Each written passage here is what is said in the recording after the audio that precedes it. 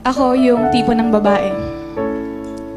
Ako yung tipo ng babae na walang pakialam sa alikabok sa sahig basta makaupo lang. Ako yung babaeng walang pakialam sa hadlang basta mapasakin ka lang.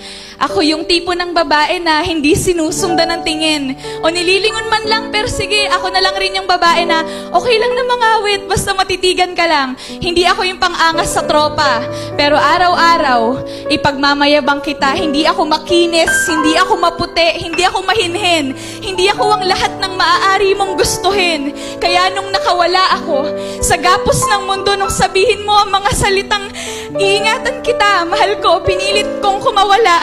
Sa ilang taon ng pagkakagapos sa akin ng kalangitan, bumaba sa sarili kong kamalayan at naniwala sa tayo lang. Nilamig ka. Nais ko namang ibigay ang kumot, pero ayaw mo ng lambot.